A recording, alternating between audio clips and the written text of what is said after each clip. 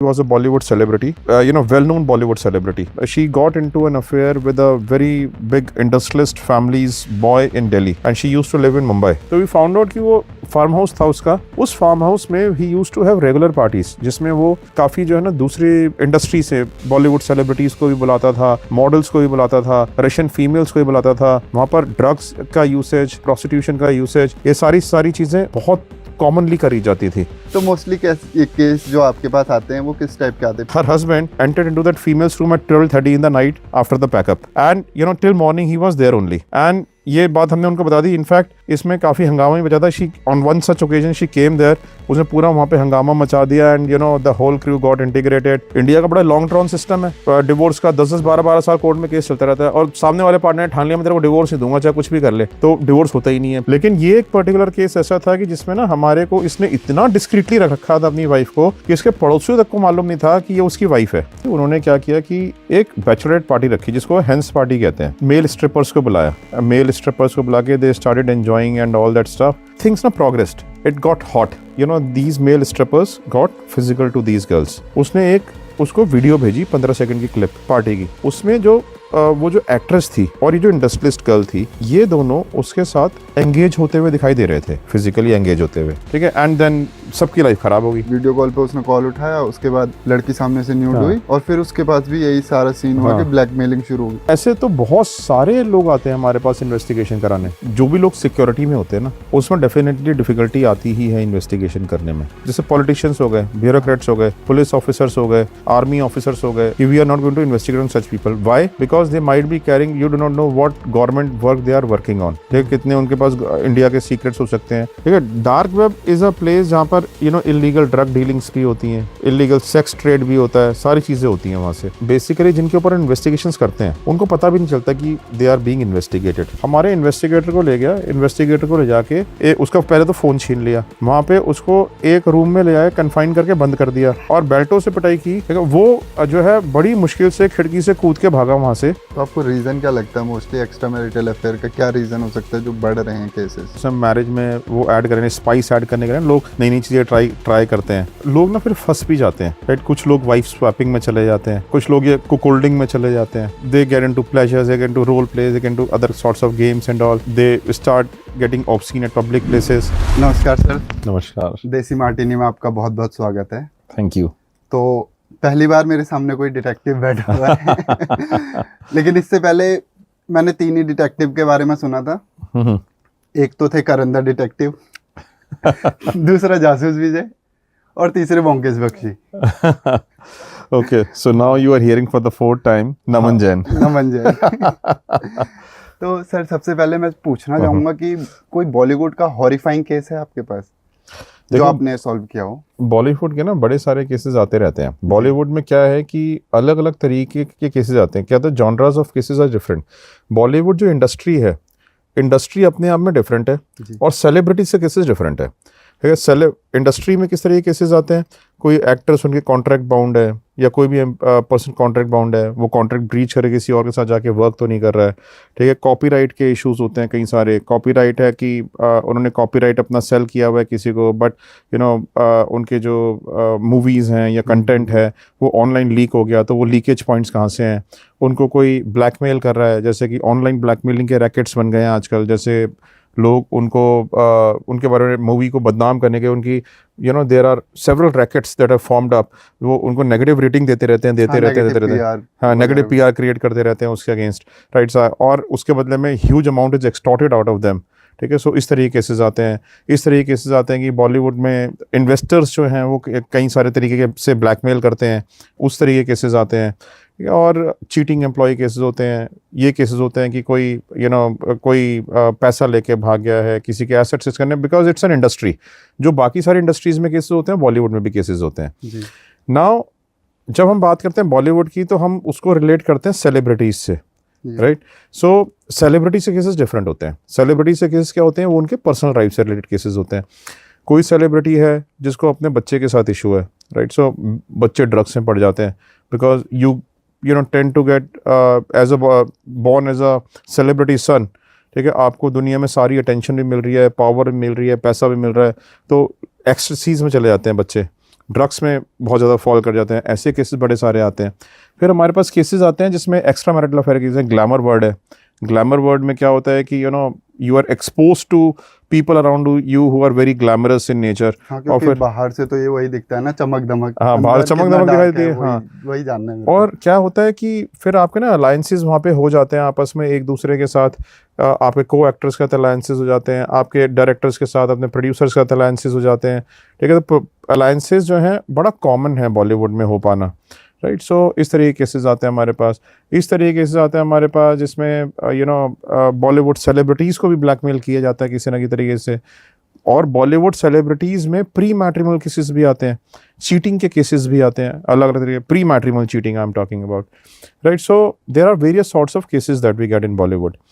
बॉलीवुड में अब अभी जो मुझे ऑफ हैंड याद आ रहा है, ठीक है, ये एक केस था जो हमने एक प्री मैट्रिमोनियल केस हमने किया था और एक पोस्ट मैट्रिमोनियल किया था। तो प्री मैट्रिमोनियल केस ऐसा था जिसमें ये लेडी हमारे पास आई और she was a Bollywood celebrity, a good well known Bollywood celebrity, right? Everybody knows her very well, A-listed type, ठीक है। So and she got into an affair with a very big industrialist family's boy in Delhi and she used to live in Mumbai। तो अब क्या था कि बड़ा अच्छा affair था उन दोनों का आपस में and they both got serious about each other। जो ये लड़की थी काफ़ी सीरियस हो गई थी उसके बाद, बट ये ना अच्छा वो पर्सन जो था मैरिड था ऑलरेडी, बट उसकी डिवोर्स की प्रोसीडिंग चल रही थी अपनी वाइफ के साथ और उसके एक बच्चा भी था। तो इसको जो है ये जो हमारी क्लाइंट थी, इसको ये लगता था कि चलो ठीक है, वो उसको लिए एक्सेप्टेबल था कि that he is getting divorced with his wife, that was acceptable. But problem क्या थी कि he used to vanish off in the sense कि अपने फ़ोन स्विच ऑफ कर देता था कभी भी। अच्छा। लंबी ड्यूरेशंस के लिए, कभी कॉन्टैक्टेबल नहीं होता था, कभी जो है ना उससे इस तरीके से बात करता था जैसे कि वो किसी आदमी से बात कर रहा है, राइट। मतलब कोई उसके सराउंडिंग में सुन रहा है and he is talking to his friend. तो she was a female but he used to talk to him as if he is speaking to a male person, male friend. Hello भाई, हाँ कैसा है भाई वाला टाइप, उस तरीके से, ठीक है। सो उसको इन बातों से बड़ा शक होता था कि ऐसा क्यों करता है ये, what is the reason behind doing this.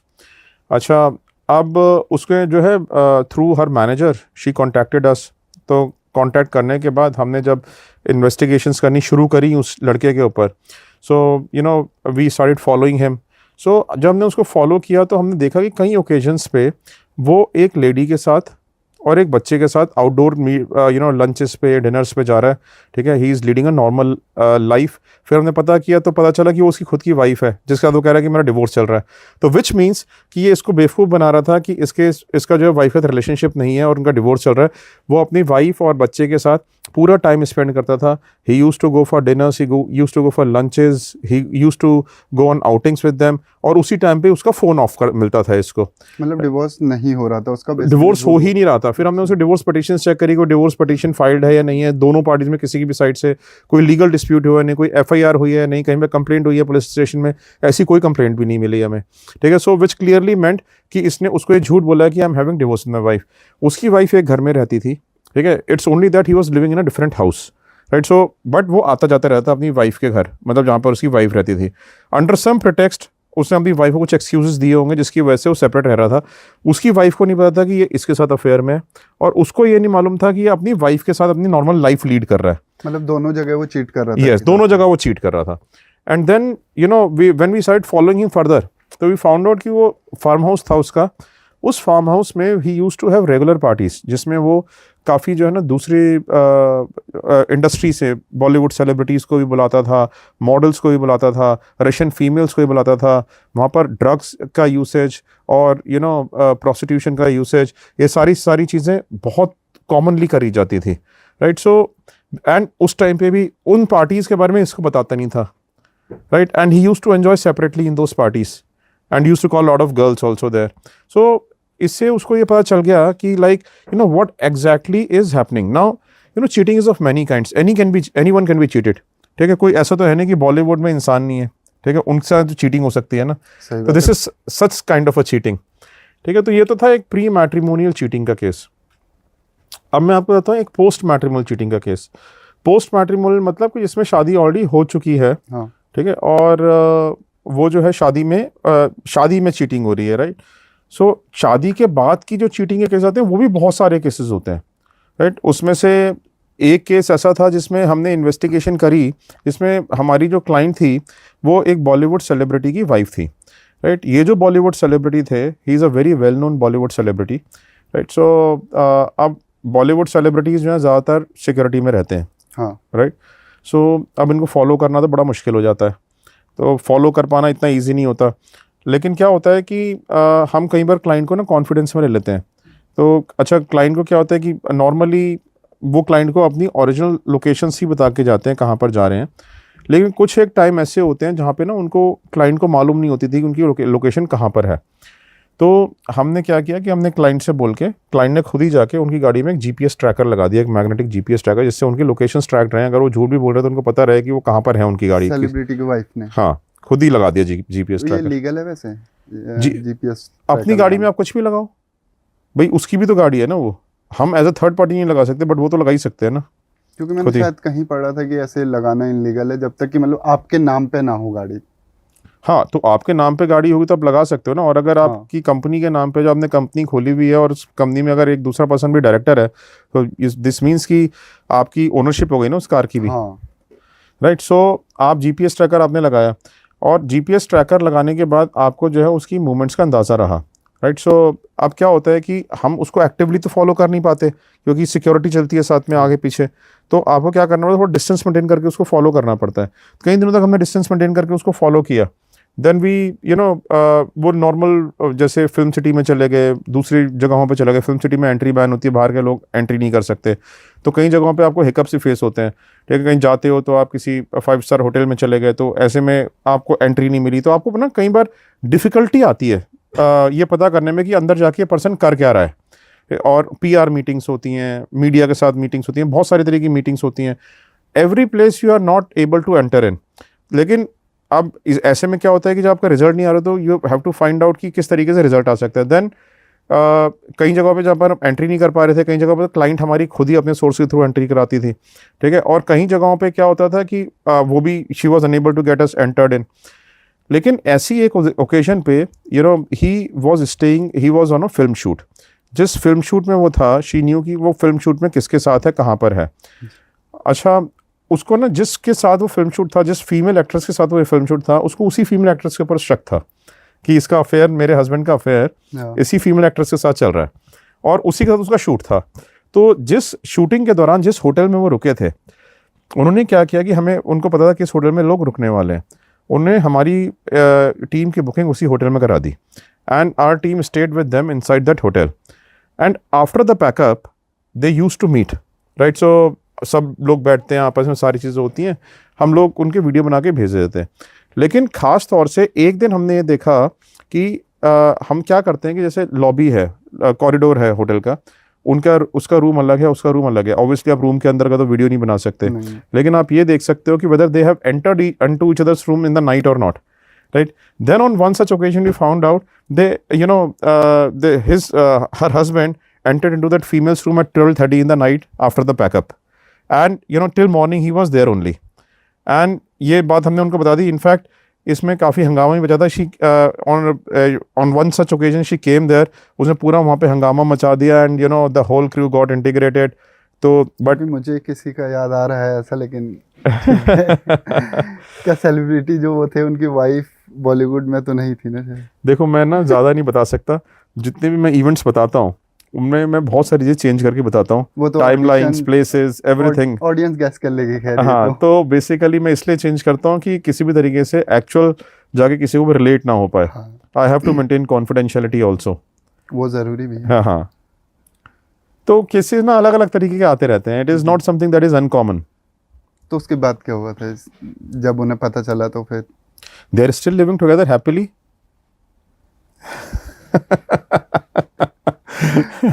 कहीं ना कहीं जा रहा है दिमाग में, लेकिन ठीक है। तो मोस्टली केस जो आपके पास आते हैं वो किस टाइप के आते हैं, प्री मैट्रिमोनियल या पोस्ट? सारे तरीके के आते हैं। मतलब ज़्यादा परसेंटेज किनकी होगी? ज़्यादातर मैं आपको बताऊं तो दोनों की इक्वली है एक तरीके से। प्री मैट्रिमोनियल केसेस भी उतनी आते हैं और पोस्ट मैट्रिमोनियल केसेस भी उतने ही आते हैं। स्लाइट फ्रैक्शन ऑफ डिफरेंस हो सकता है कि प्री मैट्रिमोनियल स्लाइटली फ्रैक्शन में ज़्यादा हो और पोस्ट मैट्रिमोनियल स्लाइट वो हो सकता है कि कम हो। मतलब ये मान के चलो कि स्लाइट का मतलब कि 55% 45% मान लो, ठीक है, इतना डिफरेंस कि 55% प्री मैट्रिमोनियल केस आते हैं तो 45% पोस्ट मैट्रिमोनियल केसेस आते हैं। क्योंकि पोस्ट मैट्रिमोनियल केसेस अपने आप में ना बहुत सारे तरीके के होते हैं। पोस्ट मैट्रिमोनियल केसेस होते हैं एक्स्ट्रा मैरिटल अफेयर के केसेस, पोस्ट मैट्रिमोनियल होते हैं चाइल्ड कस्टडी के इश्यूज, पोस्ट मैट्रिमोनियल में होते हैं एलिमोनी रिलेटेड केसेस की एलिमोनी या मेंटेनेंस लेना है आपको हस्बैंड से, या वाइफ हस्बैंड कहता है मेरे पास कुछ नहीं है, आपको हस्बैंड के एसेट्स फाइंड आउट कराते हैं। वाइफ वर्क कर रही होती है, कहती है कि मैं वर्क नहीं कर रही हूँ, तो वाइफ की एम्प्लॉयमेंट फाइंड आउट करानी होती है, वाइफ के एसेट्स फाइंड आउट कराने होते हैं ऑन बोथ साइड्स। बाइगैमी क्या होता है कि बिना डिवोर्स लिए under Hindu marriage act you can not get married to someone else while you are into a marriage. तो आप जो है शादी कर लेते हो बिना डिवोर्स लिए अपने प्रीवियस पार्टनर से। ऐसे बहुत केसेस आते हैं। इंडिया का बड़ा लॉन्ग ड्रॉन सिस्टम है डिवोर्स का, 10-10 12-12 साल कोर्ट में केस चलता रहता है और सामने वाले पार्टनर ने ठान लिया मैं तेरे को डिवोर्स नहीं दूंगा चाहे कुछ भी कर ले, तो डिवोर्स होता ही नहीं है। फिर जो है ना उसको क्या करना पड़ता है कि अल्टीमेटली लोग क्या करते हैं, चुपचाप एक डिस्क्रीट मैरिज कर लेते हैं कहीं जाके, ठीक है, किसी मंदिर में चुपचाप शादी कर ली, ना तो उसका कोई सर्टिफिकेट बनवाया, ना उसका कोई उन्होंने रजिस्टर कराया कहीं पे, ना उसके पिक्चर्स और फोटोग्राफ्स वगैरह लिए, बच्चे चुपचाप मंदिर में शादी करे साथ में रहना शुरू कर दिया। तो इस तरीके के बाइगैमी के केसेस बड़े सारे आते हैं हमारे पास। तो बाइगैमी का कोई केस? बहुत सारे केस होते हैं बाइगैमी के केसेस में। जैसे अभी हमने एक इन्वेस्टिगेशन करी, तो ये जो पर्सन है ये हमारी जो क्लाइंट है उनके husband is suspected to be involve to a bigamy, right. So मतलब लाइक उनको किसी ने इन्फॉर्मेशन दी कि that he has already gotten married to someone else. अब हमने उसके बारे में इन्वेस्टिगेशन करना शुरू किया। ये लोग क्या होता है कि बिल्कुल डिस्क्रीटली शादी करते हैं। उसमें शादी में ना तो कोई रजिस्ट्रेशन सर्टिफिकेट होता है, पहले आप रजिस्ट्रेशन सर्टिफिकेट ढूंढते हो, ना कोई वो रजिस्ट्रेशन सर्टिफिकेट मिला, ना मैरिज की पिक्चर्स और वीडियोस मिली, ना इनविटेशन कार्ड था, ना कोई बैंकेट हॉल बुक कराया गया था, बस एक सिंपली मंदिर में जाके शादी कर ली, राइट। और इसने क्या किया कि अपना घर भी शिफ्ट कर लिया, अपना घर शिफ्ट करके कहीं और रहना शुरू कर दिया अपनी नई वाइफ के साथ। उसके किसी रिश्तेदार ने उनको बता दिया कि भाई इसने शादी कर लिया दूसरी, बिना बताए आपको। वो हमारे पास आए। अब हमारा फर्स्ट ऑफ ऑल टास्क क्या होता है ये पता करना कि वो अपनी नई वाइफ के साथ रह कहाँ पे रहा है, राइट। सो हमने उसको अलग अलग तरीक़ों से उसके ऑफिस से फॉलो करके दूसरे तरीक़ों से हमने पता किया वो रह कहाँ पे रहा है। Once we have found out कि वो कहाँ पे रह रहा है, तो वहाँ पे ना उसके अच्छा वहाँ पर क्या था, हम लोग क्या करते हैं कि जैसे उसके वीडियोस बना लेते हैं, घर से बाहर निकलते हैं वाइफ के साथ, घर के अंदर जाते हैं वाइफ के साथ, उनके आस पड़ोसियों के स्टिंग ऑपरेशन कर लेते हैं जिसमें कि वो कह रहे हैं कि ये मैरिड है और यहाँ पर अपनी इन the capacity of husband and wife ये लोग रहते हैं। और हम क्या करते हैं कई बार ना कोरियर भेज देते हैं जब when the husband is not around, husband के नाम से वाइफ को कि हम कोरियर डिलीवर करने आए हैं, बट हम उसको स्पाई कैमरा में रिकॉर्ड कर लेते हैं। When she is taking it तो हम उससे पूछ लेते हैं आपके कौन लगते हैं, तो कहती है मेरे हस्बैंड लगते हैं, ठीक है। तो ये सारी चीज़ें सर्कमस्टांशियली हम एविडेंसेस तो क्रिएट कर पाते हैं। लेकिन ये एक पर्टिकुलर केस ऐसा था कि जिसमें ना हमारे को इसने इतना डिस्क्रीटली रख रखा था अपनी वाइफ को कि इसके पड़ोसियों तक को मालूम नहीं था कि ये उसकी वाइफ है। उनको ये बता रखा था कि मेरी रिलेटिव आई हुई है गाँव से, वो यहाँ पर रह रही है। ये तो वही वाली बात है जो आजकल पीजी वगैरह या रूम लेके रहते हैं, मेरी हाँ। दूर की सिस्टर है। हाँ, बस वही वाली बात थी। तो उसको इस तरीके से रख रखा था उसने। तो इसमें ना बड़ा डिफिकल्टी हो रही थी हमें कि एविडेंस इसमें कैसे इकट्ठा करें। अच्छा, लेकिन उसने जहाँ पर घर लिया था ना, उसने वहाँ पे एक गलती ये कर दी कि उसने ना ऊपर का कमरा उनके खाली था, उसको वो पीजी पे देना था। उसने वहाँ पे टूलेट का बोर्ड लगा रखा था, paying guest available for girls. तो हमने एक ऐसी फीमेल अंडरकवर एजेंट को पेइंग गेस्ट के बहाने से उसके पास भेज दिया, राइट। उसने जो है वो डील सेट कर ली, डील सेट करके शी स्टार्टेड स्टेइंग इनसाइड। जब वो अंदर रहने लगी तो जब अंदर की एक्सेस मिल गया तो उसकी वाइफ से डेली बात होनी शुरू हो गई। उन दोनों के साथ में स्टिंग ऑपरेशंस ये बना लिए, दोनों आपस में हस्बैंड वाइफ की तरह रह रहे हैं, आपस में बातें कर रहे हैं, तो फिर तो पूरे स्टिंग ऑपरेशंस बन गए उनके। Then we could give it to our client and she further proved in the court of law that they are living in the capacity of husband and wife. तो basically you have to employ various methods to actually solve a case. Sir जैसे कि आपने बताया था कि बॉलीवुड में blackmail भी बहुत किया जाता है, तो ऐसा कोई इंटरेस्टिंग केस है आपके पास? देखो, बॉलीवुड में ब्लैकमेलिंग के हमने कई सारे केस हैंडल किए हैं। उसमें से सबसे प्रोमिनेंट केस जो हमने हैंडल किया था, जिसको हमें हैंडल करने में बड़ी डिफ़िकल्टी हुई थी, वो वाला केस मैं आपको बताता हूँ। हालांकि ये केस मैंने कहीं और भी डिस्कस किया हुआ है, but I will let you know about this case. It is a very interesting case. इस केस में क्या हुआ था कि हमारे पास एक केस आया from a Bollywood actress, and obviously her manager contacted us. तो केस का बैकग्राउंड कुछ ऐसा था कि लाइक ये जो बॉलीवुड एक्ट्रेस थी, इसकी एक फ्रेंड थी, who was a very big industrialist. उसकी शादी होने वाली थी, 15-20 दिन में उसकी शादी थी। अब 15-20 दिन में जो उसकी शादी थी, उन्होंने क्या किया कि उसकी इंडस्ट्रियलिस्ट फ्रेंड ने एक बैचलरेट पार्टी रखी, जिसको हेंस पार्टी कहते हैं, हेन पार्टी कहते हैं। बिफोर मैरिज जो पार्टी करते हैं ना, बैचलरेट पार्टी जो फीमेल्स करते हैं, उसको हेन पार्टी भी कहा जाता है। तो ऐसी पार्टी एक ऑर्गेनाइज करी, सिर्फ फीमेल्स ओनली पार्टी। उसमें उसने अपनी 5 फ्रेंड्स को बुलाया सिर्फ, जो बिल्कुल खास फ्रेंड्स थी उसकी। और उन्होंने एक विला वगैरह बुक कराया और विला में उन्होंने पार्टी करी। नाउ ये जो बॉलीवुड सेलिब्रिटी थी, she was also friend, so she also went there. बिल्कुल क्लोज फ्रेंड है, बचपन के फ्रेंड्स थे आपस में, राइट। तो बचपन के मतलब इन द स्कूल टाइम से वो लोग फ्रेंड्स थे। सो नाउ अब ये लोग मिले आपस में। मिलने के बाद they to make the matter hot और टू क्रिएट मोर ग्लैमर, इन्होंने क्या किया कि 2 मेल स्ट्रिपर्स को बुलाया। जो मेल स्ट्रिपर्स थे, they were very handsome boys. और उन्होंने क्या किया कि वहाँ पे मेल स्ट्रिपर्स को बुला के they started enjoying and all that stuff. और थिंग्स ना प्रोग्रेस्ड, इट गॉट हॉट, ठीक है। और उसके बाद क्या हुआ कि these male strippers got physical to these girls, right. These girls enjoyed physically with them, जिसमें जो है वो जो बॉलीवुड एक्ट्रेस थी, वो भी somehow got involve. She may be जब माहौल ऐसा बन जाता है ना, तो what others are doing, you tend to do that also, right? So she also got involved into that along with other girls, and जिसकी शादी थी वो girl also got involved. So now the thing is तो कि मतलब 4 जन ही थे उस पार्टी में या 5 फीमेल्स थी, 2 स्ट्रिपर्स को बुलाया था उन्होंने। अच्छा। हाँ। तो अब क्या हुआ कि वो ये सब लोग जब इन्वॉल्व हो गए, तो अब इनके लिए क्या है कि ये सब फीमेल्स ओनली पार्टी जो होती है ना, कई बार फीमेल्स आपस में एक ऐसा ग्रुप होता है जहाँ पे वो एक दूसरे से खुले होते हैं। It is not known to the outside what they exactly do. तो अब ऐसे केस में क्या हुआ कि जब इसको फीमेल को उन्होंने बुलाया, सॉरी मेल स्ट्रिपर्स को उन्होंने बुलाया, तो एन्जॉयमेंट वगैरह हुई and then everything, alcohol and drugs were flowing in and everything was okay till then, और party was dispersed in the night. Now next day क्या होता है कि जो इंडस्ट्रियलिस्ट फीमेल थी, उसके पास कॉल आता है इसमें से एक मेल स्ट्रिपर का। वो कहते हैं कि मैम आप जो है ना, हमारे को आपने टिप नहीं दी ढंग से कल, ठीक है। तो कहते हैं कि टिप क्या, टिप आपको दे दी, आपको सारा हिसाब कर दिया। उसने उसका नंबर पता कर लिया था फीमेल का, ठीक है। नंबर पता करना इतना कोई डिफ़िकल्ट काम नहीं होता, कर लिया होगा पता किसी तरीके से। तो उसको फ़ोन कर कहता है कि जी आपने कल हमारे को टिप नहीं दी। कहते what nonsense are you speaking, don't call me up, ठीक है। आप all payment has been done to you yesterday. She got a little perturbed, ठीक है। सो कहते हैं कि उसने क्या किया कि कहता अच्छा ठीक है, उसने फ़ोन काट दिया अपना। उसने उसको वीडियो भेजी 15 सेकंड की क्लिप, उस 15 सेकंड पार्टी की। उसमें जो वो जो एक्ट्रेस थी और ये जो इंडस्ट्रियलिस्ट गर्ल थी, ये दोनों उसके साथ एंगेज होते हुए दिखाई दे रहे थे, फिजिकली एंगेज होते हुए, ठीक है। और जैसे ही उसने भेजी ना, जैसे उसने देख ली, वो डिलीट फॉर ऑल कर दी उसने। व्यू वंस में भेज दी होगी। व्यू वंस नहीं, डिलीट फॉर एवरीवन जो कर देते ना बाद में, हाँ। भेजने के बाद। ये भी हाँ, तो उसको डिलीट कर दिया फिर उसने।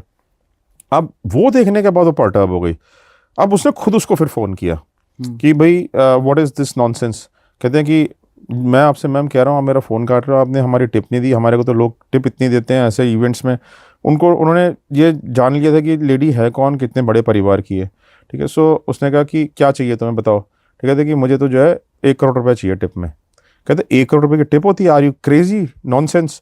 तो basically under the garb of asking the tip, ठीक है, दे वर ब्लैकमेलिंग, राइट। सो वो कहते हैं कि व्हाट डू यू वांट। कहते हैं कि मैम देख लो आपकी शादी है, ठीक है।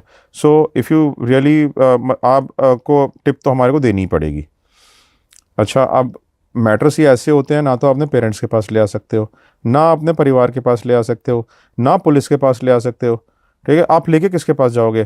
किसी को बता ही नहीं सकते। किसी को बता ही नहीं सकते आप कि आपने क्या किया था।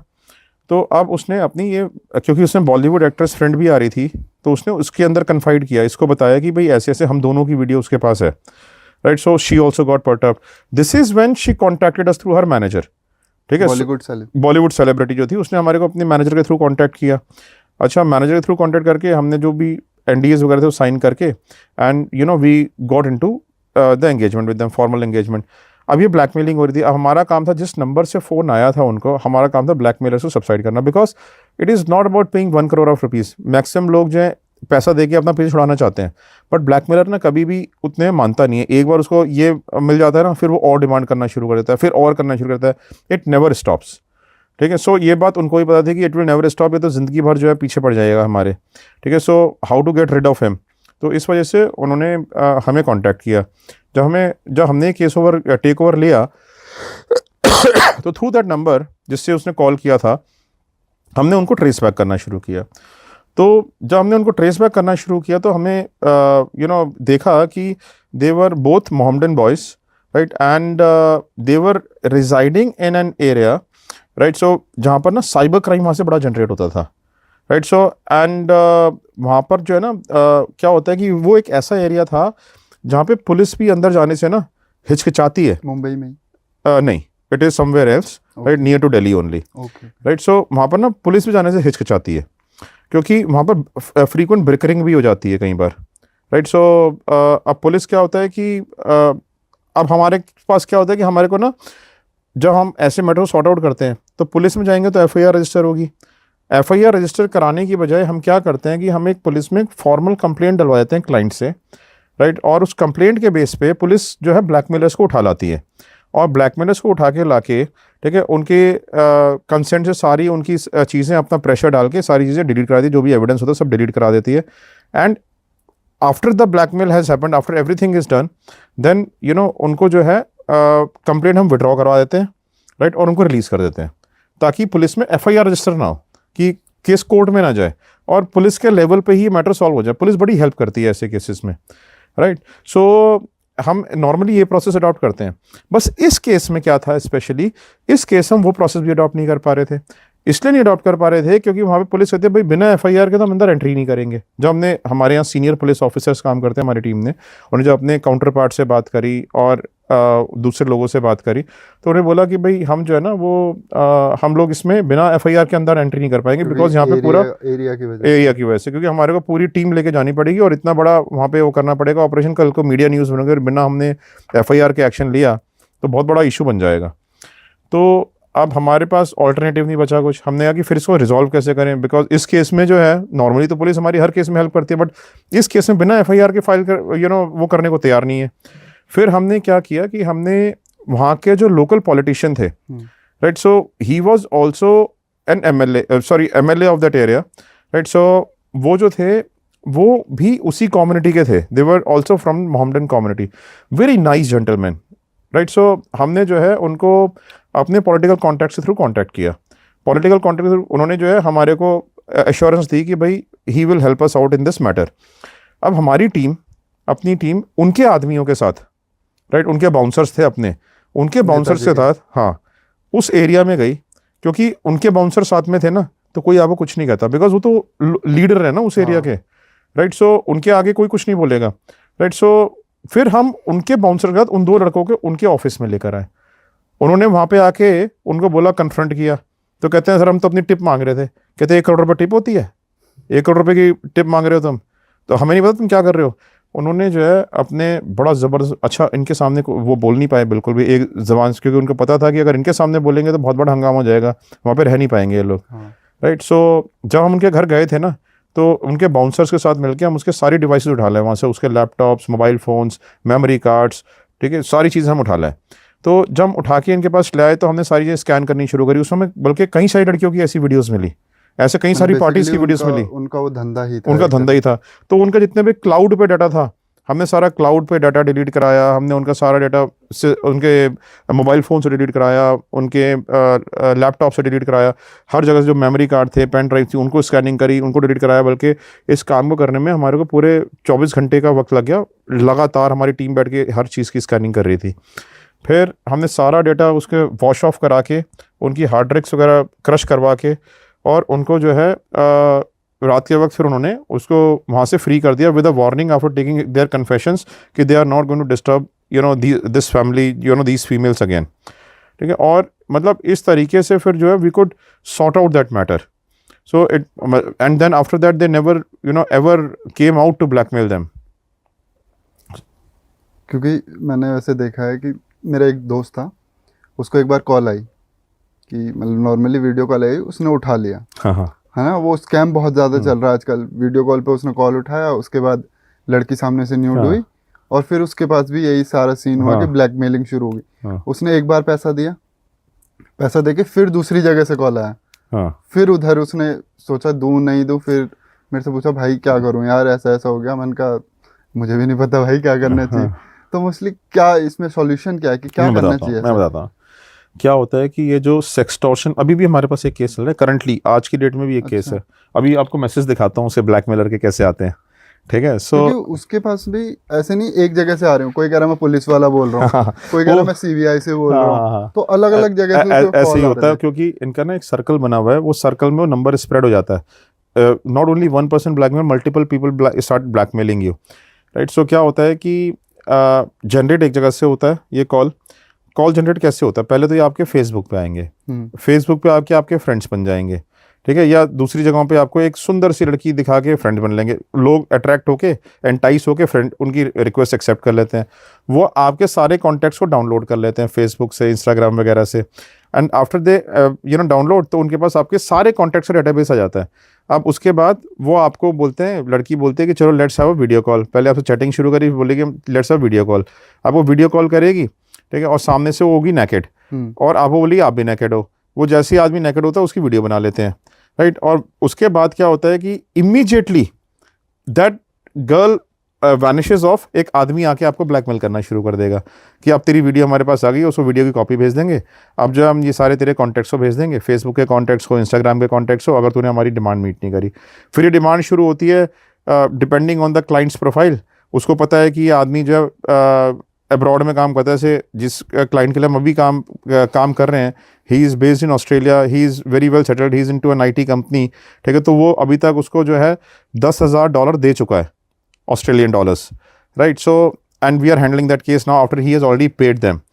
तो अब क्या है कि ऐसे केसेस जो होते हैं ना, ऐसे केसेस में एक बार डिमांड आती है, फिर जब आदमी पे कर चुका होता है तो फिर दूसरी डिमांड की इसके बाद नहीं लेंगे, हम तेरी सारी डिलीट कर देंगे भाई, अब इस बार तो देना ही पड़ेगा, and they start abusing you. आपको प्रेशर देने के लिए आपको स्क्रीनशॉट्स भी भेजेंगे कि देख मैंने तेरे कॉन्टैक्ट्स को भेज दी, देख जाने वाली है, अब तू बता दे रहा नहीं दे रहा। आदमी इतना प्रेशर में आ जाता है, इतना प्रेशर में आ जाता है कि समझ ही नहीं आता उसको हाँ, अपना। हमारे ऐसे केस हैं में 2-2 करोड़ रुपए लोग दे चुके हैं, 2-2 करोड़ रुपए, और देने के बाद भी, ठीक है, they were on verge of committing suicide, सब कुछ बेच पास दिया अपने घर का ऐसी ब्लैकमेलिंग में, ठीक है। सो फेरोशियस केसेस ऑफ ब्लैकमेलिंग, फिर उनको सबसाइड करना पड़ता है ब्लैकमेलर्स को। कैसे होते हैं blackmailer subside, I tell you.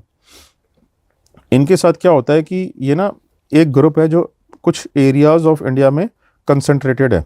Concentrated कहाँ कहाँ पर है, मेवात नाम की जगह हो गई, नुहू नाम की जगह हो गई, ठीक है, भरतपुर में कई जगहों पर हैं, आपके झारखंड में कई जगहों पर है, आपका बिहार में कई जगहों पर हैं, राजस्थान में कई जगहों पर है। कंसंट्रेटेड गैंग्स बने हुए हैं, और अब तो ये गैंग्स इंडिया से बाहर भी शिफ्ट हो गए, कंबोडिया में शिफ्ट हो गए, ठीक है, अफ्रीकन कंट्रीज़ में शिफ्ट हो गए, कई जगहों पे शिफ्ट हो गए, वहाँ से कॉल्स जनरेट होती हैं अब, right. So and it's a full nexus मतलब इनके पास इंडियन बैंक अकाउंट्स भी होंगे पैसा जमा करवाने के लिए, ठीक है, इनके पास इंडियन सिम कार्ड्स भी होंगे, नंबर्स भी होंगे, सब कुछ, it's a full nexus that is operating.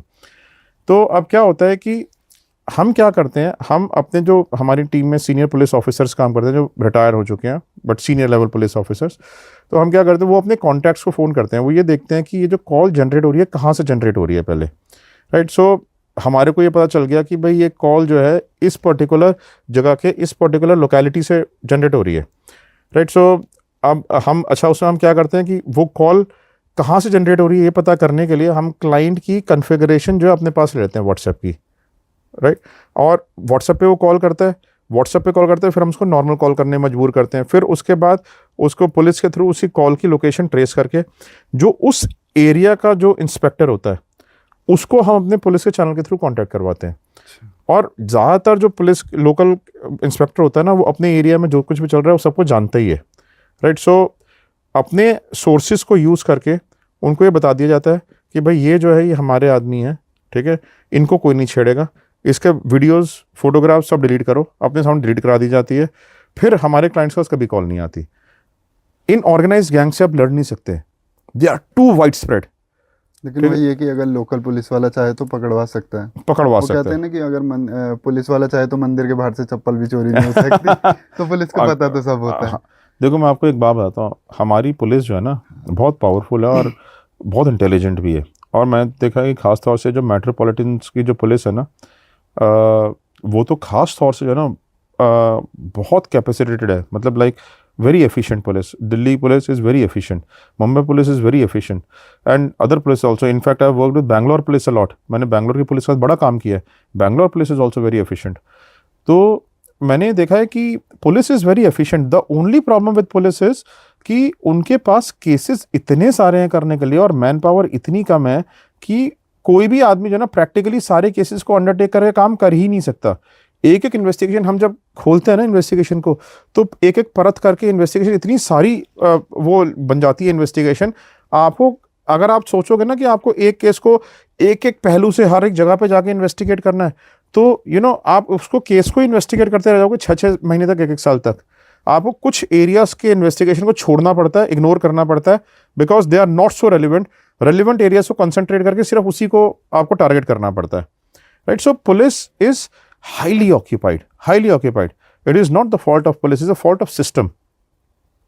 ये भी बात है। मतलब अभी पुलिस की बात कर ही रहे हैं, तो कभी ऐसा हुआ आपके साथ कि पुलिस वाले नहीं आपसे इन्वेस्टिगेट करवा, भाई यार मेरे बहुत बार हुआ है। कौन से डिपार्टमेंट नहीं कराया?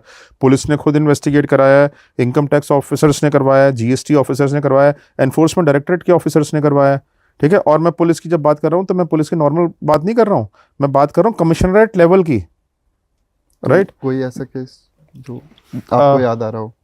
बहुत सारे केसेस हैं।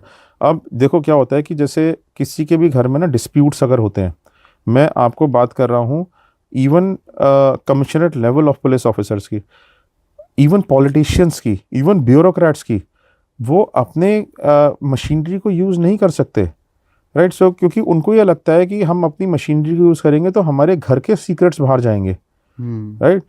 आप एक आदमी को बोल के देखो, वो 3 आदमियों को नीचे बोलेगा करने के लिए, वो वहाँ से अरे उनके यहाँ तो घर में ये चल रहा है, उनके घर में तो वो चल रहा है, ऐसा हो रहा है, वैसा हो रहा है, राइट। सो वो खुद कहाँ से वो करेंगे, इन्वेस्टिगेट कराएंगे? पावर सारी है, दुनिया भर की पावर है। पॉलिटिशियन की अगर बात करें तो उनके पास पावर तो पूरी सारी पूरी पावर है, बट घर की बातें लीक नहीं कर सकते, right. It is when they require professional help, right. So अब हमने जो है कई सारी गाँव पे तो कितने ऑफिस में डीबगिंग एक्सरसाइजेस करी, जिनको ये शक होता है कि भाई पुलिस ऑफिसर्स हो गए, senior police officers, even commissionerate rank के पुलिस ऑफिसर्स, ठीक है, ईडी के ऑफिसर्स, इनकम टैक्स के ऑफिसर्स, कि उनके कैबिन बग्ड ना हो, उनके कैबिन में कोई बग ना लगा दिया हो किसी ने, राइट। सो हम उनकी डीबगिंग करते हैं वहाँ पे जाके कि भाई इनके कैबिन में किसी तरह का बग या कैमरा प्लांटेड तो नहीं है।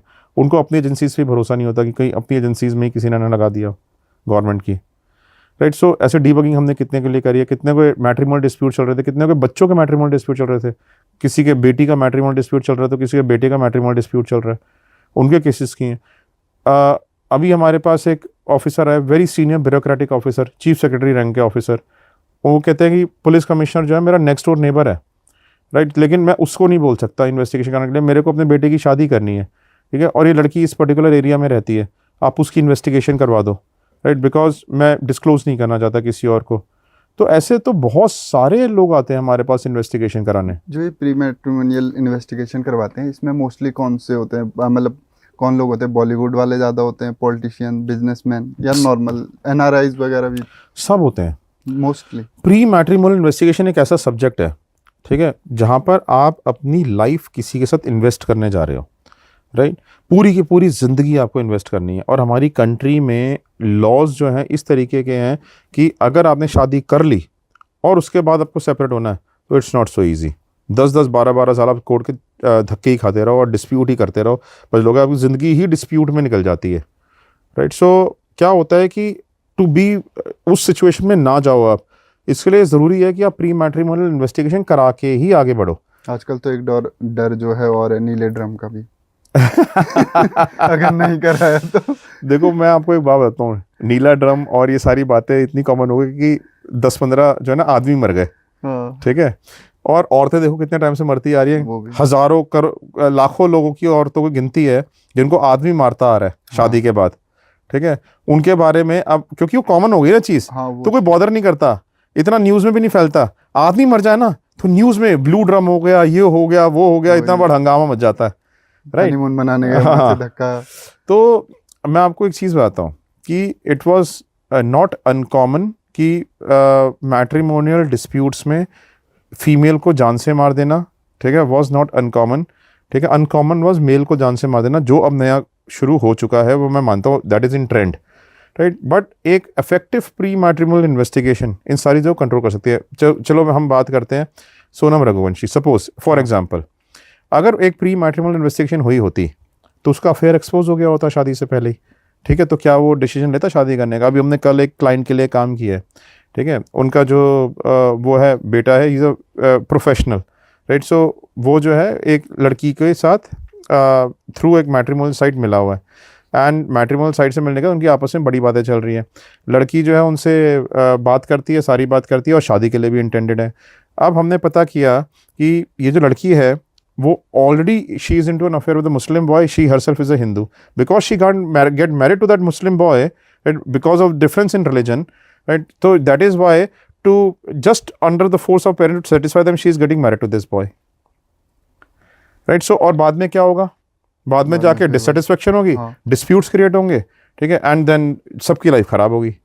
तो यहाँ पे जो इंडिया से एनआरआई पे फ्रॉड होता है वो किस टाइप से करते हैं, क्या है उसका? देखो बहुत सारे तरीके का फ्रॉड होता है। अब जैसे लोग जो है, यहाँ के लोग वहाँ की सिटीजनशिप लेने के लिए, वहाँ की पीआर लेने के लिए वहाँ पे फ्रॉड करते हैं, राइट। सो अभी हमने एक केस किया, इसमें जो है लड़के की फैमिली हमारे पास आई, the boy is based abroad, उसके साथ जो है लड़की यहाँ से शादी करके अरेंज मैरिज करके गए, वो लड़की की। जब अरेंज मैरिज करके गए तो वहाँ पे जाके लड़की शादी करके चली गई। पहले शादी से तो पूरी अच्छी मीठी मीठी बातें करी, सब कुछ अच्छा अच्छा दिखाया अपने बारे में लड़के की, और पेरेंट्स की रिस्पेक्ट भी कर रही है, सारी चीज़ें कर रही है, ठीक है। सो और उसकी फैमिली वाले भी रिस्पेक्ट कर रहे हैं, सारी चीज़ें कर रहे हैं। अब लड़की वहाँ पे शादी करके चली गई जब, और अपने बारे में प्रोफाइल भी बड़ी अच्छी लड़की की, मैं इतना अर्न करती हूँ, ये करती हूँ, वो करती हूँ, सारी चीज़ें, और मेरे पेरेंट्स भी बड़े अच्छे प्रोफाइल के हैं। वहाँ पे शादी करके चली गई। जब शादी करके चली गई तो वहाँ पे जाके उनका जैसे ही पीआर अरेंज हुआ, उसका लड़की का पीआर अरेंज होते ही उसने उसके वहाँ पे केसेस डाल दिए, सेपरेट शिफ्ट हो गई वहाँ पे जाके, ठीक है। और वहाँ पे सेपरेट शिफ्ट हो गई, उसके अगेंस्ट सारे केसेस डाल दिए, और यहाँ पर जो है उसको वहाँ पे टॉर्चर करने लगी। वहाँ पे पुलिस में कंप्लेंट कर दी, इसने मुझे मारा, इसने मुझे पीट, बिना किसी रीज़न के, राइट। वहाँ की लोकल पुलिस को बुला लिया, वहाँ पे वो लीगल इशू हो गया उसके अगेंस्ट, ठीक है। और वहाँ पे शेल्टर ले ली, गवर्नमेंट शेल्टर ले ली वहाँ पे जाके। सो अब उस वहाँ पे क्या हुआ कि ये पर्सन जो है प्रॉब्लम में आ गया, इससे पैसे, हैवी पैसे की डिमांड करनी शुरू कर दी, पीआर भी मिल गई, पैसे की भी डिमांड करनी शुरू कर दी। अब वहाँ पर वो हमारे पास है, यहाँ पर इंडिया में उसकी इन्वेस्टिगेशन करने, तो हमने पता किया कि अच्छी फैमिली तो छोड़ो, उसके तो पेरेंट्स जो हैं बिल्कुल लो प्रोफाइल जगह पे रहते हैं। शादी करने के लिए वो उस लो प्रोफाइल जगह से, स्लम से निकल के एक घर किराए पे लिया था, जहाँ पे इनको बुलाया था दिखाने के लिए कि हमारा ये घर है। अच्छा। और लड़की जो है शुरू से ही जो है इंडिपेंडेंटली रही है, अलग अलग सिटीज़ में जॉब करती रही है, जहाँ पर भी उसने जॉब किया है वहाँ पर भी उसका एटीट्यूड हर जगह ख़राब रहा है। एंड एक जगह पे जब इन्वेस्टिगेशन कर रहे थे तो फिर हमें ये भी मालूम पड़ गया that she was already married there before, India में ही। और ये बात जो है उस लड़की ने किसी को भी डिस्क्लोज नहीं करी, सिवाय उसके पेरेंट्स के, ना उसके आस पड़ोस में इंफॉर्मेशन थी, ना कहीं और इंफॉर्मेशन थी। That girl was already married to someone else. मतलब इंडिया में उसकी पहले शादी हुई, हाँ, लव मैरिज हुई थी। हाँ। लव मैरिज होने के बाद उसका उस लव मैरिज से डिवोर्स भी हो गया। अच्छा, यहाँ पे डिवोर्स ले चुकी थी, यहाँ पे डिवोर्स ले चुकी थी और वहां पे जाके शादी कर ली। तो फिर उसके बाद जो वहां पे लड़का था उसने हमारे को हायर किया, तो हमने सारी इंफॉर्मेशन निकाल के उसको वहां पे पास ऑन करी। तो बहुत लंबा चौड़ा। हाँ, बहुत सारे तरीके के फ्रॉड्स होते हैं।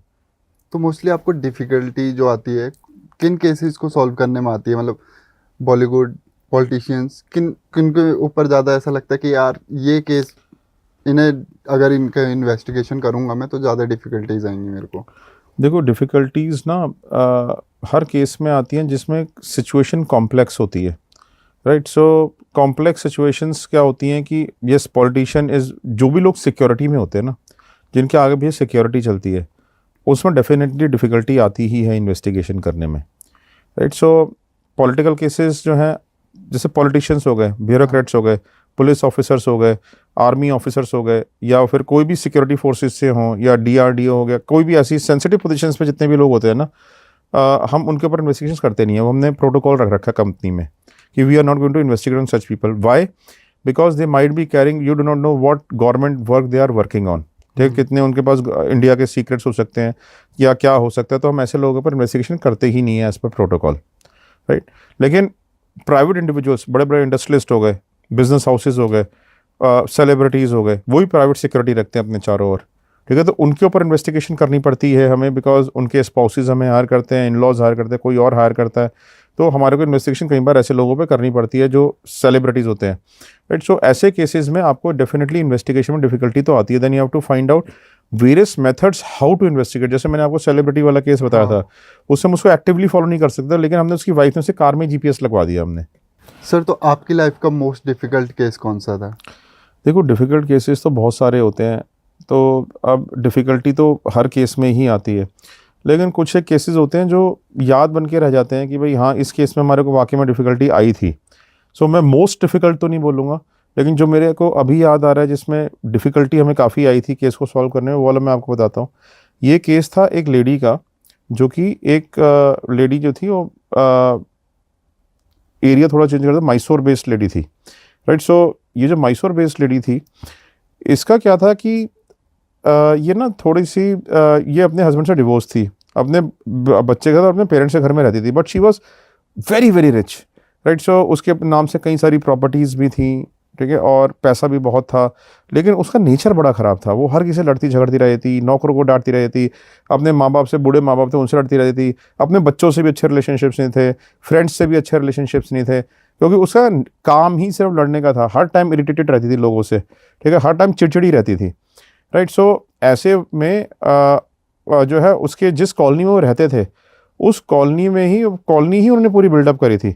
उस कॉलोनी में ही कम से कम उसकी जो प्रॉपर्टीज थी, 50-60 करोड़ की प्रॉपर्टी थी, उसी कॉलोनी में थी उसकी, ठीक है, इतनी रिच लेडी थी, राइट। सो अब वो जो है ना, वो लेडी एक दिन उसके अपने फादर से ऑल्टरकेशन हो गया, और फादर से ऑल्टरकेशन होने के बाद वो घर छोड़ के चली गई, राइट। और उसने जो है हमने अब जो वो घर छोड़ के चली गई, अच्छा रिच फैमिली थी, अब अगर वो क्या करते हैं कि अगर ऐसे में कुछ हो जाता है ना, तो इमीडिएटली पुलिस को कि मीडिया इशू ना बन जाए, कुछ ना हो जाए कि, और क्या पता घर वापस ही आ जाए, वो पुलिस में जाने से हिचकिचाते हैं कई बार। अपने नाम का भी डर रहता है, अब नाम का भी डर रहता है, हाँ। तो अब वो हमारे पास आया कि भाई इसको जो है वो ऐसे ऐसे घर छोड़ के चली गई है, and she is not traceable, phone वगैरह सब ऑफ है, तो आप उसको ट्रेस कर दो।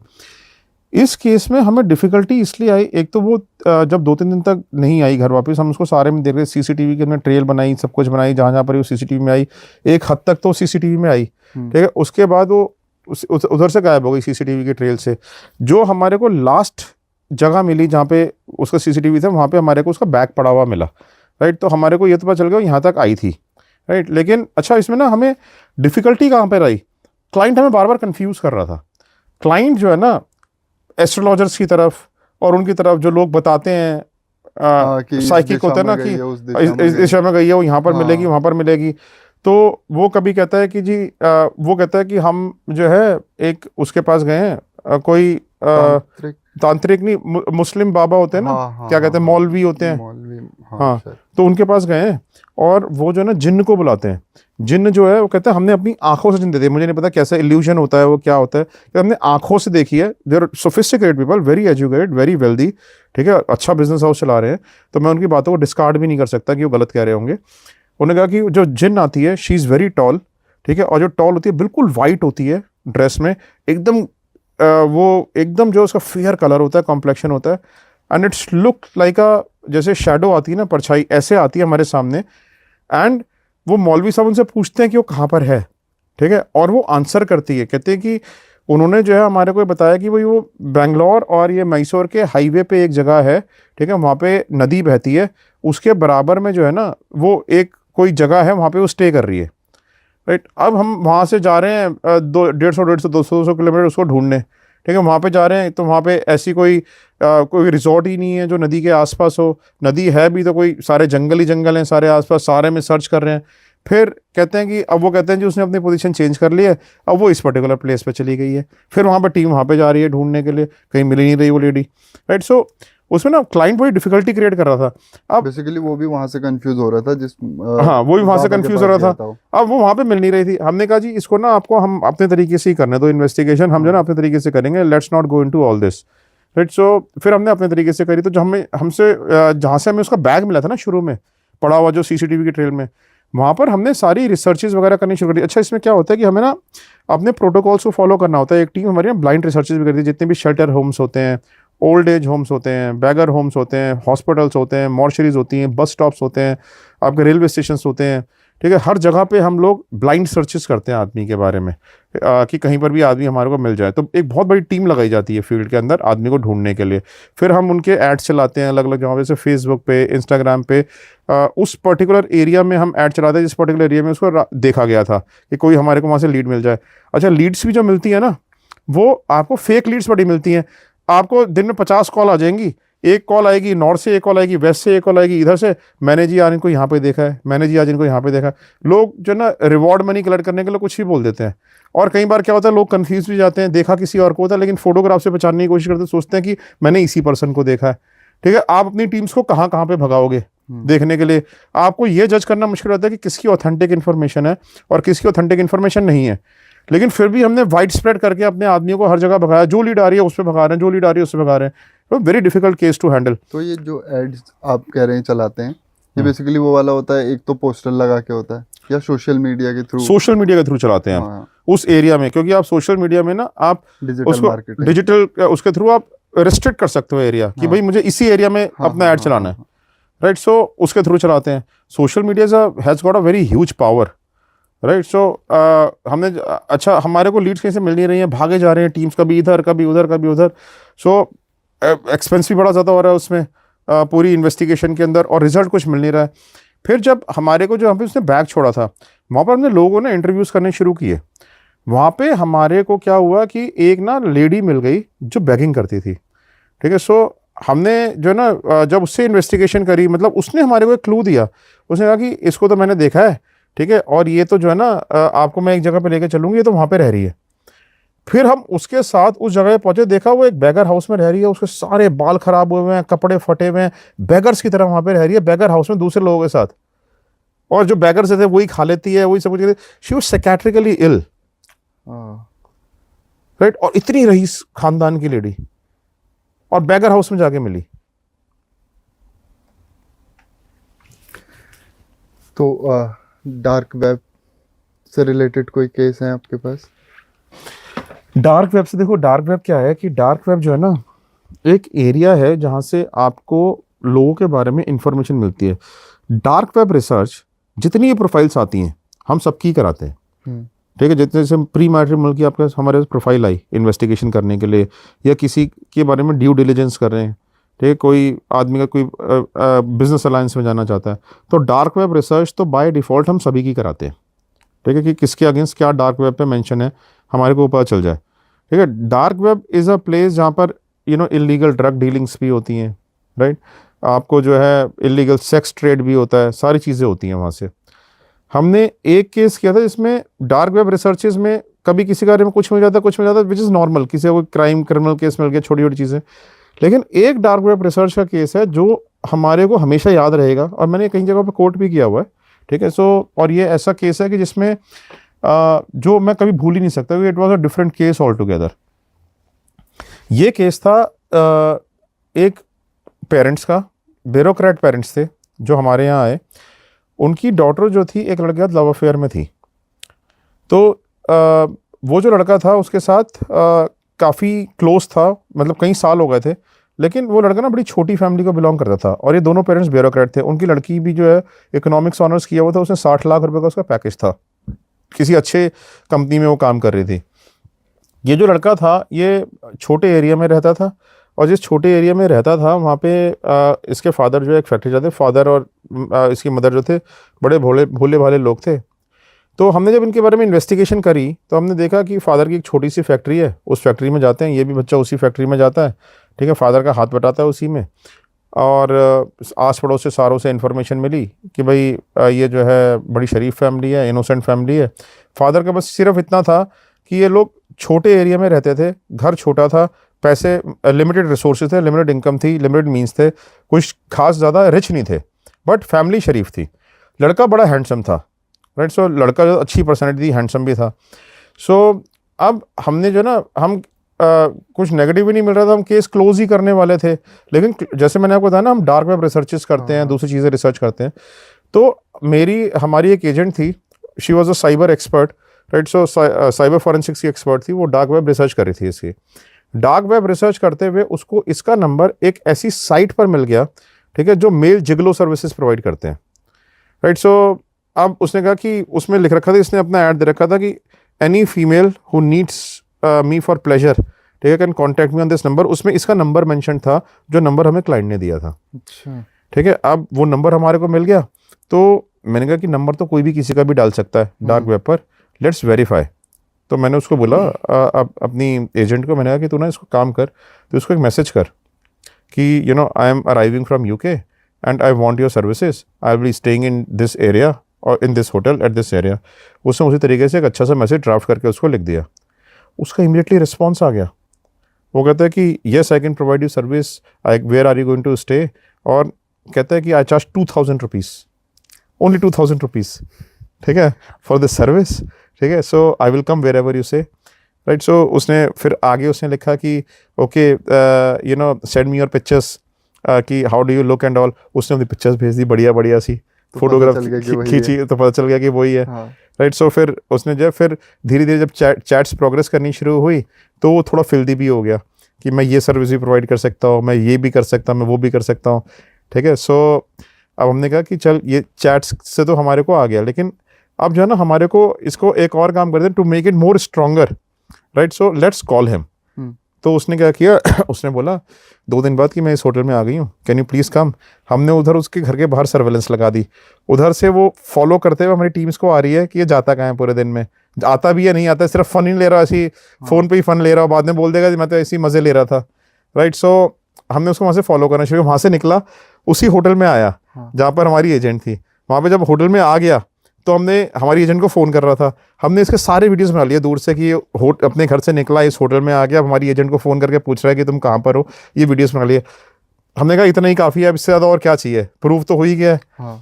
तो हमने पेरेंट्स को बुलाया, ठीक है, सारे। अब हमने उनको बताया कि भाई ये ऐसे ऐसे, तो सर ये तो मेल जिगलो निकला लड़का, ठीक है। डार्क वेब की वो बता रहा हूँ, रिसर्च से क्या पता चल जाता है, कभी कभी एकदम क्लीन जा रहा था, अगर नहीं करी होती वो रिसर्च तो निकल जाता है, तो फिर इतनी बड़ी इन्फॉर्मेशन आज से। अब जब बताया तो उछल गया खुशी के मारे कि अब तो हम डॉटर को कन्विंस कर सकते हैं, वो तो चाहते ही नहीं थे कि मैरिज हो। अच्छा, हाँ हाँ, क्योंकि वो तो खुद ब्यूरोक्रेट, तो चाहते हैं कि अच्छी फैमिली में शादी हो, हमारे ब्यूरोक्रेटिक सर्कल में शादी हो उसकी। वो तो खुशी के मारे उछल गए देख के, ठीक है। वो तो कहते हम बेटे को जाके बताएंगे, तो चले गए खुशी खुशी रिपोर्ट लेके। फिर 2-3 महीने बाद मेरे पास फ़ोन आया, कहते हैं नमन जी उस लड़के और कुछ और इन्वेस्टिगेशन कर सकते हो। तो मैंने और क्यों इन्वेस्टिगेशन करनी है आपको, कर तो नहीं अब सारी इन्वेस्टिगेशन। कहते हैं नहीं, वो हमने सारे एविडेंसेस अपनी डॉटर को दिखाए, ठीक है, वो बहुत रोई, उसने लड़के के साथ ब्रेकअप कर दिया, लेकिन वो लड़का हमारे घर आ गया, अपनी ज़मीन पे नाक रगड़ने लगा, रोया खूब, ठीक है। हमारी बेटी का पुराना रिलेशनशिप था, वो फिर से उसके साथ हो गई, अब वो जो है उसको फिर से नहीं छोड़ रही, कहते कोई बात नहीं, इससे गलती हो गई, अब नहीं करेगा गलती फ्यूचर में। अंधा प्यार, लव इज़ ब्लाइंड, ठीक है। सो मैंने कहा जी जब इतना कुछ निकाल लिया, जब उससे कन्विंस नहीं तो फिर किसी चीज़ से कन्विंस हो जाएगी, ठीक है। अब तो सिर्फ उसको जब मैरिज का शौक लगेगा उसी दिन वापस आएगी। तो मतलब दोबारा आपने नहीं की फिर? नहीं, फिर उसमें कुछ करने के लिए बचा नहीं था ना। जब जो दुनिया का वर्स्ट हो सकता है जो उस लड़के में निकल गया, तो और इससे ज़्यादा वर्स्ट क्या ले आओगे आप, ठीक है। अल्कोहल लेता है, ड्रग्स लेता है, क्या ले आओगे आप वर्स्ट। हाँ ये भी है। हाँ हाँ। तो इस फील्ड में आपको कभी थ्रेट कॉल आई है किसी बहुत केस को लेके? थ्रेट कॉलिंग ना क्या होता है कि बेसिकली जिनके ऊपर इन्वेस्टिगेशंस करते हैं उनको पता भी नहीं चलता कि they are being investigated, right. So threat calls जो है ना इस तरीके से नहीं आती कि आप मेरे ऊपर इन्वेस्टिगेशन क्यों कर रहे हो, क्योंकि इन्वेस्टिगेशन ओपन तो होती नहीं है। हाँ, उनको तो पता ही नहीं चलता कि इन्वेस्टिगेशन हो रही है, लेकिन डेंजरस सिचुएशंस में फंस जाते हो आप, ठीक है।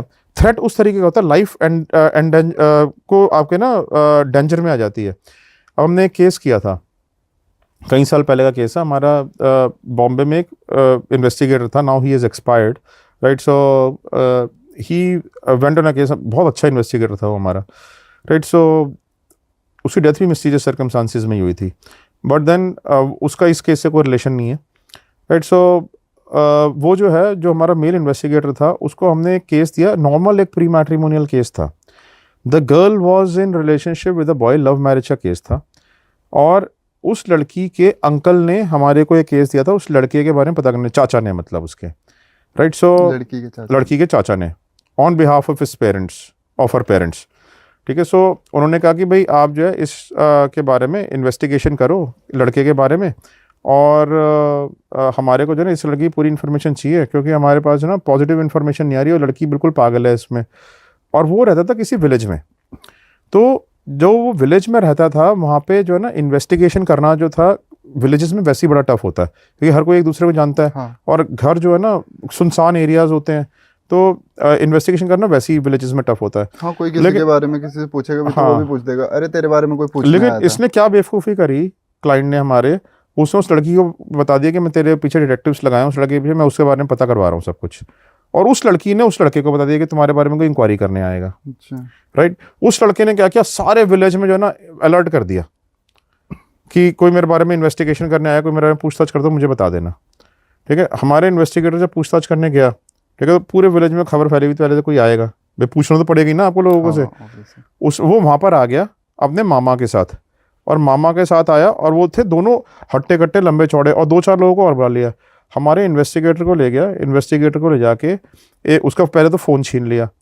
ठीक है. हमें तो पता नहीं क्या हो रहा है वहाँ पे, ठीक है, हम तो अनजान है इस चीज़ से. वहाँ पे उसका फ़ोन छीन लिया, वहाँ पे उसको एक रूम में ले आए, कन्फाइन करके बंद कर दिया. उसकी पहले उसने बताया हमें कि उसे बेल्टों से पिटाई करी. ठीक है. और बेल्टों से पिटाई की तो उसने बताया कि भाई मैं ऐसे ऐसे जिनसे आया, मैं तो ये प्री मैट्रिमोनियल इन्वेस्टिगेशन करने आया था, तू आ कैसे गया, ये वो. उसे खूब पिटाई करी, उसको बंद रखा. ठीक है. वो जो है बड़ी मुश्किल से खिड़की से कूद के भागा वहाँ से, और भाग के आपने जिन्हें भेजा था. हाँ, उसने हमारे को बाहर जाके दूर से कहीं से फ़ोन किया किसी का मोबाइल लेके, और जब उसने हमें फ़ोन किया तो हमने यहाँ से अपनी रेस्क्यू टीम भेजी उसको बचाने के लिए इमीडिएटली वहाँ पर. राइट. और हमने वहाँ की पुलिस को इन्फॉर्म किया, हमने क्लाइंट को इन्फॉर्म किया कि जी वो तो गुंडा है एक नंबर का, उसने तो ये चीज़ करी हमारे एग्जीक्यूटिव के साथ. ठीक है. सो उसने अपनी भतीजी को बोला कि तुमने उसको क्यों बताया. राइट. सो हमने फिर उस केस में वहाँ पर उसके अगेंस्ट कंप्लेंट फाइल करी. फिर इधर से क्लाइंट का बड़ा प्रेशर आया, उधर का, क्योंकि जी लड़की नहीं मान रही, आप उसको जो है कंप्लेंट फाइल मत करो, FIR मत करो. ठीक है. क्योंकि वो जो है लड़की का हमारे घर में कलेश हो जाएगा अगर आपने FIR फाइल करी उस लड़के के अगेंस्ट तो. ठीक है. सो फिर हमारे को जो है उस मामले को वहीं पर दबाना पड़ा. Then he came back. But कई बार सिचुएशंस जो है ना आपके लिए बड़ी टफ हो जाती हैं इन्वेस्टिगेशन करते टाइम. इन्वेस्टिगेशन के दौरान ही थ्रेड एक तरीके से हो गया कि भाई वो फंस गया था बेचारा, अगर और मारते पीटते क्या पता उसकी वहीं भी डेथ हो सकती थी. यस सर, एक टर्म है बुल एंड कोकोल्ड, तो उससे रिलेटेड कोई केस? देखो ऐसे जो है ना लोग ना फिटिशेस होती हैं. ठीक है. लोग अपने बारे में लोग जो ना अलग अलग तरीके से किंक करके अपनी सेक्सुअल लाइफ को बहुत ज़्यादा ना इंटरेस्टिंग बनाने की कोशिश करते हैं. अलग. हाँ. और जब ख़ास तौर से मैरिज थोड़ी सी लंबे टाइम की हो जाती है तो और ज़्यादा उसमें मैरिज में वो ऐड करें, स्पाइस ऐड करने के लिए लोग नई नई चीज़ें ट्राई करते हैं. सो एंड क्या होता है कि लोग ना फिर फंस भी जाते हैं. राइट. कुछ लोग वाइफ स्वैपिंग में चले जाते हैं. ठीक है. कुछ लोग ये कुकोल्डिंग में चले जाते हैं.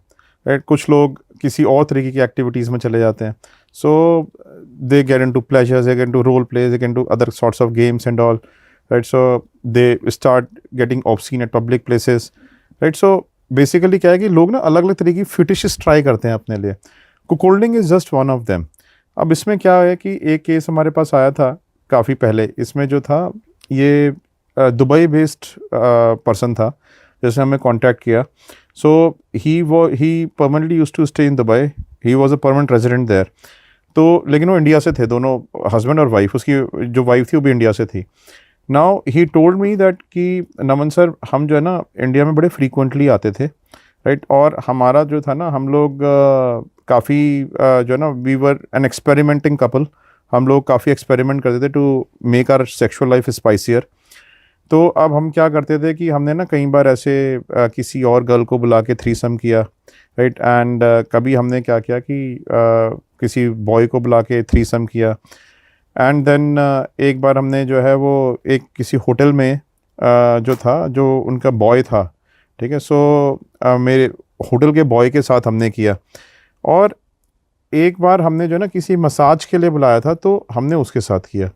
राइट. सो कहता है कि लेकिन चलो वो तो जो पुराने इंसिडेंट से वो ख़त्म हो गए, लेकिन जो मसाज वाला पर्सन था ना, ये इसके साथ हमारा काफ़ी हॉट हो गया था and I use to love watching them do it, right. So अच्छा, अब क्या होता है कि आदमी ने काम कर तो लेता है, ठीक है, लेकिन उसको ना फिर कॉम्प्लेक्स भी डेवलप हो जाता है, रिलेशनशिप में ट्रस्ट भी ख़त्म हो जाता है, ठीक है। उसको ये लगता है कि because her partner enjoyed eight that point of time with that person, ठीक है, तो दैट मीन्स कि she can go around with any one, ठीक है, विदाउट हिज नॉलेज ऑल्सो। तो एक डिस्ट्रस्ट डेवलप हो जाता है, रिलेशनशिप को ना बड़ा जर्क लगता है इससे। उसको ये लगता है कि मेरी वाइफ अब इंडिया में अकेले जाती है, राइट, कई बार, और मेरे को लेके नहीं जाती। अब उसका दिमाग में शक भी अब उसका दिमाग में शक पैदा हो गया, ठीक है। अब वो कहता है कि मेरी वाइफ जो है अब अपने पेरेंट्स के घर आ रही है मिलने के लिए, अपने पेरेंट्स से वहाँ पे 15 दिन रहेगी। और ये जो है ना, ये जो जिसने लास्ट टाइम जिसने मसाज किया था और जिसके साथ काफ़ी मैटर हॉट हो गया था, ठीक है, उसके साथ हम एक बार और भी मिले थे दोबारा से, ठीक है। सो लेकिन मुझे ऐसा लगता है, मुझे ना अपनी वाइफ की आंखों में देख के लगता है that she has got emotions for him now, she is जो है ना, she attracted to him too much. मुझे ऐसा लगता है कि अब ये जो अपने घर पे जाके मिलेगी ना, घर पे जाकर अपने पेरेंट्स के घर रहेगी, तो उससे ज़रूर मिलेगी, ठीक है। आप इसको जब ये रहेगी वहाँ पे, तो आप इसको एक बार फॉलो करके देखो। तो मैं कई दिनों तक फॉलो किया, वो उससे नहीं मिली, राइट, बट फाइनली, और जब हमारे लास्ट के 2-3 दिन बचे थे फॉलो करने के, वो उससे मिली भी, उसके साथ होटल में भी गई, and we made their videos while entering into the hotel and coming out of the hotel also. तो उसका शक भी सही था, तो कहीं ना कहीं वो सच ही निकला तो उसका। कहीं ना कहीं सच निकला। बात ये नहीं है कि सच निकला झूठ निकला, बात यह है कि इट डिस्ट्रॉयज रिलेशनशिप, ठीक है। Entry of a third person to marriage, whether a male or a female, I have seen in my entire career, has always destroyed the marriage. तो इसी बात पे मैं यही जो मेरा क्वेश्चन है ये है कि जैसे शादी के बाद जितने भी आपसे इन्वेस्टिगेशन कराते हैं, उनका ऑब्जेक्टिव क्या होता है मोस्टली, कि अगर उनका पार्टनर चीट कर रहा है उन्हें, तो मोस्टली डिवोर्स चाहते हैं उनसे, या कुछ लोग होते हैं कि शादी बचाने के लिए करवाते हैं, या कुछ और उनका एम होता है? देखो क्या होता है कि कई लोग तो हमारे पास वो आते हैं जो ऑलरेडी सेपरेट हो चुके होते हैं, अच्छा, right, and then they get investigated. उनके बीच में कई बार लीगल डिस्प्यूट भी स्टार्ट हो चुका होता है, ठीक है, देन दे गेट इन्वेस्टिगेटेड। कुछ केसेस ऐसे होते हैं जिसमें वो अभी भी साथ में रह रहे होते हैं, लेकिन अपने पार्टनर की तरफ शक होता है कि उनका अफेयर है या नहीं है, बिकॉज वो फील करते हैं ऐसा कि उनका अफेयर है, राइट। और कुछ केसेस ऐसे होते हैं जिसमें कि वो लोग एक ही घर में रह रहे होते हैं, लेकिन सेपरेट अलग अलग कमरों में रह रहे होते हैं, राइट। सो अब इसमें क्या होता है कि जब आप इन्वेस्टिगेशन करते हो किसी के ऊपर, राइट, तो आप इंफॉर्मेशन उसकी किस तरीके से यूज़ में आती है, that is dependent person to person. जो लोग ऑलरेडी सेपरेट हैं, जिनका डिवोर्स चल रहा है, obviously they will take it for producing in the court of law, right. जो लोग एक ही घर में सेपरेट होकर रह रहे हैं, ठीक है, उनका डिवोर्स के लिए आगे बढ़ जाएंगे वो। लेकिन जो लोग एक ही कमरे में रह रहे हैं बट एक शक है, they try to protect their marriages also, ठीक है। उनको ये लगता है कि हाँ, I can bring my spouse back. तो कई सारे लोग ऐसे भी होते हैं जो कि अपनी मैरिज को बचाना चाहते हैं, और इसमें ज़्यादातर फीमेल्स होती हैं, राइट। जो फीमेल्स होती हैं जो ज़्यादातर अपनी मैरिज को प्रोटेक्ट करना चाहती हैं। मेल्स होते हैं जो ऐसे कम मेल्स होते हैं जो जिनको पता चल जाएगी उनकी वाइफ किसी और के एक्स्ट्रा मैरिटल अफेयर में है, ठीक है, वो अपनी मैरिज को प्रोटेक्ट करने की कोशिश करें, ठीक है, वो सीधा डिवोर्स पे जाते हैं। और फीमेल्स अपने घर को प्रोटेक्ट करना चाहती हैं। एक सर्वे था, उसमें ये था कि जो फीमेल्स हैं वो अपने हस्बैंड से इसलिए ज़्यादातर परेशान है कि मतलब 72% रेशियो था इसका, कि वो खाना वाना बनाने में हेल्प नहीं करता, इस वजह से भी वो परेशान है। उस वजह से भी डिवोर्स रेट बढ़ रहे हैं, या उन्हें लगने लगता है कि भाई ये मेरे साथ नहीं है, तो हो सकता है बाहर इसके अफेयर्स वगैरह चल रहे हैं। देखो, सेक्सुअल इंटीमेसी ना होना मैरिजेस में, ठीक है, is not uncommon, right, but होनी चाहिए। आज की डेट में क्या है कि everybody in metropolitan cities specially is living under lot of pressure, right. So इतना प्रेशर होता है कि काम के में ना आदमी बहुत ज़्यादा बिजी रहता है, उसका दिमाग हमेशा एंगेज रहता है, he gets exhausted while working during the day, right. So sexual intimacies जो है ना मैरिजेस में से रिड्यूस होती जा रही हैं, right, but that is a very big indicator of having an extramarital affair, but that is not the only indicator of having an extramarital affair, right? So हम लोग जो है ना, लोगों को शक होता है कि हाँ, हमारे पार्टनर की इंटीमेसी ख़त्म हो गई है, या हमारा पार्टनर हमारी हेल्प नहीं करता है खाना बनाने में, इस वजह से डिवोर्स हो रहा है, या हमारा जो पर्सन है कंसिडरेट नहीं है, इमोशनल नहीं है हमारी तरफ, इस वजह से डिवोर्स हो रहा है। ये एक्चुअली में क्या होता है कि एक चीज़ की वजह से डिवोर्स नहीं होता, बहुत सारी चीज़ें ना एक्यूमुलेट होती हैं, हमेशा accumulation of a lot of things की वजह से डिवोर्स होता है, राइट। सो और डिवोर्स होता है हाई एक्सपेक्टेशंस की वजह से, not getting into the shoes of your other partner and thinking from his eyes कि व्हाट डज ही फील, ठीक है, उसका स्टेटस क्या है, हाई एक्सपेक्टेशंस, ठीक है आपका, और आपको ये सोचना कि जो सामने वाला पर्सन है वो जानबूझ के ऐसा कर रहा है आपके लिए, आप ये नहीं देखते हो कि वो आपके लिए कर नहीं पा रहा है, इससे डिससेटिस्फैक्शन रेज होता है मैरिज में, धीरे धीरे धीरे धीरे पता करने की कोशिश नहीं कर पाते ना कि क्यों नहीं कर पा रहा है। हाँ, लोग ये नहीं पता करते क्यों नहीं कर पा रहा है, राइट। हो सकता है उसके पीछे भी रीजन हो, उसके पीछे भी रीजन हो, इसीलिए जो है मैरिज काउंसलर्स के पास लोगों को जाना चाहिए, मैरिज अपनी काउंसलिंग करानी चाहिए। कई बार आप दूसरे अपने पार्टनर का पर्सपेक्टिव नहीं समझ पाते हो, आप आपको अपने पार्टनर का पर्सपेक्टिव एक थर्ड पर्सन ज़्यादा अच्छा समझा पाता है, right. So many marriages can be saved, लेकिन मैंने ज़्यादातर यही देखा है कि इन जो ये ट्रिवियल इश्यूज़ है ना, मुझे नहीं लगता कि इसकी वजह से बहुत सारी मैरिज ब्रेक हो रही हैं।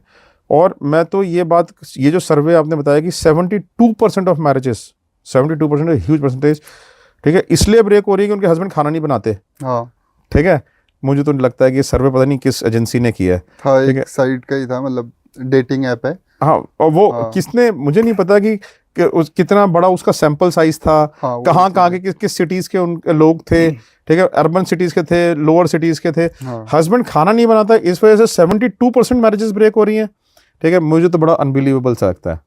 वही एक और है कि एक्स्ट्रा मैरिटल डेटिंग ऐप है एक, उनका सर्वे है कि जब से ये एक न्यूज़ जो आई हुई है कि अब एक्स्ट्रा मैरिटल अफेयर्स वगैरह लीगल हो चुके हैं, तो उनका डाटा बढ़ा है 734%।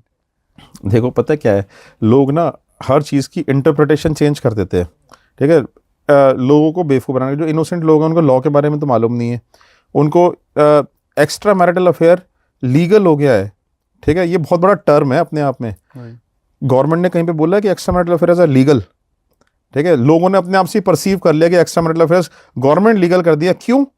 क्योंकि सुप्रीम कोर्ट की एक वो आ गई थी कि सेक्शन 497 जो अडल्ट्री का सेक्शन था अबॉलिश कर दिया।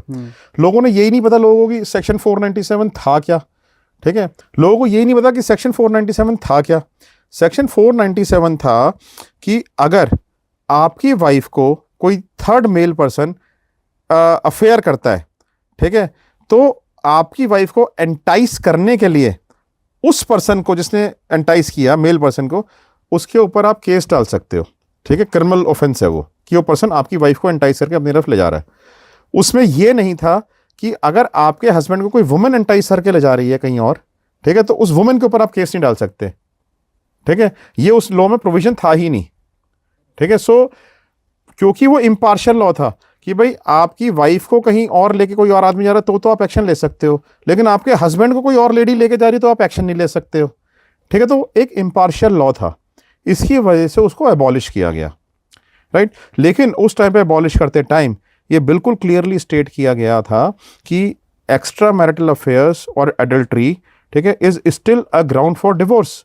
और अभी दिल्ली हाई कोर्ट ने सीधा सीधा ये रूलिंग भी दी है कि एडल्ट्री जो है, you know, you can even claim damages from your partner if he has been into adultery, right? So it was never ever this कि it was made free कि आप जाओ एक्स्ट्रा मैरिटल अफेयर करो, it is legalized, ठीक है। लोगों की interpretation में फर्क है, लोगों को पता ही नहीं है हाँ actually इस बारे हाँ। में। अब आते हैं सर्वे पे कि भाई 34% जो है उनके उछाल आया है। हाँ, उछाल उनके डाटा आपको, के हिसाब से। आप मुझे एक बात बताओ कि क्या ये लॉ हटने की वजह से उछाल आया है, या लोग जो हैं आउटसाइड द मैरिजेस अलायंसेस सीख कर रहे हैं अपने, उसकी वजह से उछाला और है। इसमें एक चीज़ और उन्होंने बोला था कि अप्रोक्सली जो इसमें 65% है वो है मेल, 35% फीमेल है।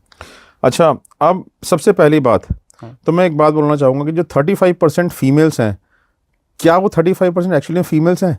वो भी उसमें से मैं आपको बताऊँ 15% मेल्स ही होंगे, ठीक है, जो फीमेल्स बन के बात कर रहे होंगे, जो एंजल प्रिया और पूजा उनकी बात कर रहे हैं। और आपको एक बात बताऊं, सबसे ज्यादा ब्लैकमेलिंग के गढ़ है ये डेटिंग साइट्स, ठीक है। इतने ब्लैकमेलिंग के केस आते हैं डेटिंग साइट्स से, मैं आपको बता नहीं सकता, ठीक है। ये भी एक ब्लैकमेलिंग का केस ही बन जाएगा।